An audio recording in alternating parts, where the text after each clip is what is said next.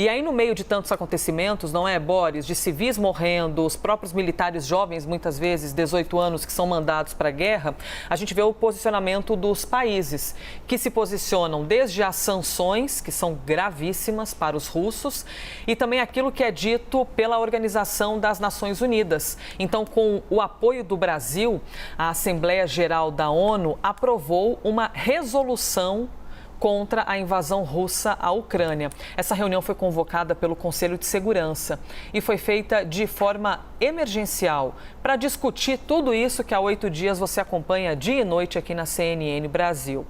Para a aprovação dessa resolução, foi necessário uma maioria de 2/3 dos votantes. No fim, foram 141 votos a favor, 5 contrários e 35 abstenções. Essa resolução exige que a Rússia retire imediata, completa e incondicionalmente todas as forças militares do território da Ucrânia dentro das fronteiras internacionalmente reconhecidas.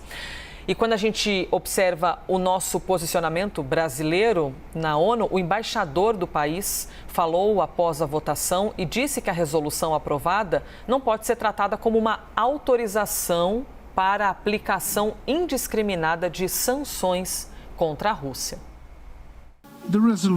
A resolução não pode ser vista como algo que permita a aplicação indiscriminada de sanções. Essas iniciativas não levam à reconstrução do diálogo diplomático e ela traz consequências que vão além da situação atual. Boris, a gente quer ouvir a sua opinião em 2 pontos de vista. Primeiro, de que maneira essa resolução pode ter um impacto no conflito que a gente está acompanhando? Qual é o tamanho desse impacto, principalmente político, para a Rússia? E o segundo ponto de vista é em relação ao posicionamento do Brasil na Assembleia. O impacto, Elisa, é muito grande. Essa resolução não tem sentido prático, ela não é obrigatória, ela funciona apenas como um conselho, como uma sugestão, mas ela tem um efeito, até no caso, pelo número de países que votaram contra a Rússia, tem um efeito político muito grande.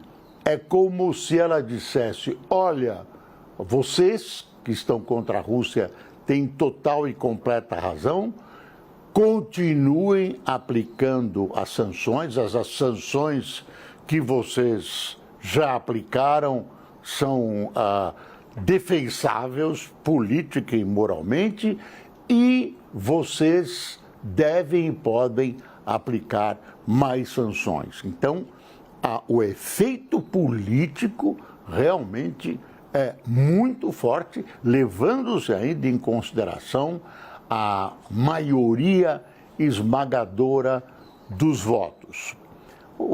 A China se manteve sossegada lá no seu canto, se abstendo, ela que é aliada incondicional, pelo menos é a frase que se usa, que russos e chineses usam, incondicional uma da outra, mas a China mantém uma posição prudente para se colocar como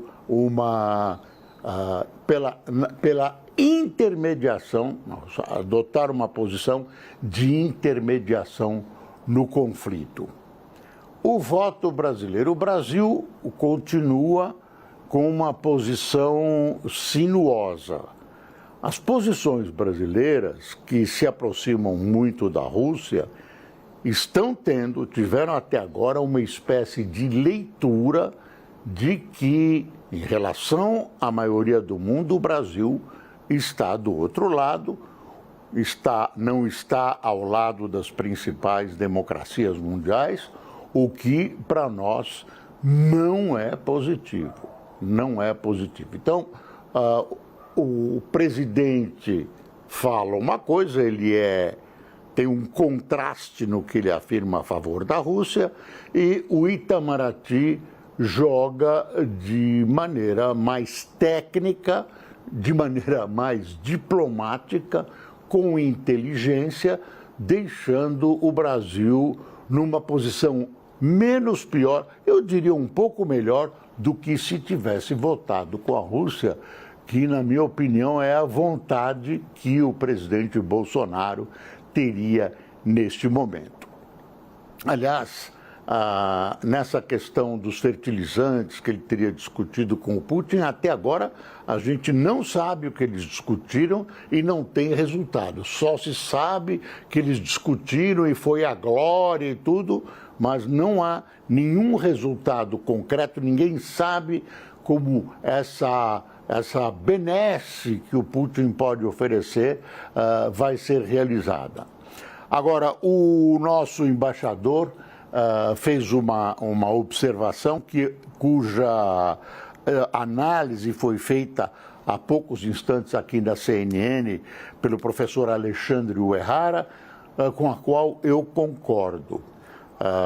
O Brasil se preocupa em o mundo não exagerar na aplicação de sanções, de modo a deixar a Rússia sem saída, com a faca no peito.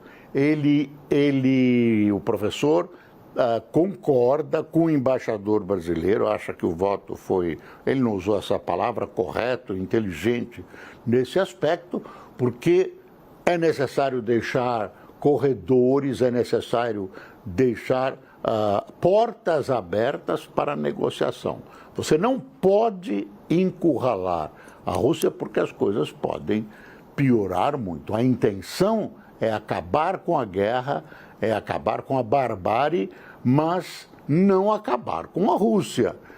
Você tem que ter limites nas imposições que encostam a Rússia na parede e permitir que ela respire e que ela possa negociar com honra, uma saída honrosa perante o mundo. Perante a Ucrânia, ela ganha a guerra porque ela tem uma força incrivelmente maior que a Ucrânia. Então, eu acho que o Brasil, entre mortos e feridos, escapou bem, né?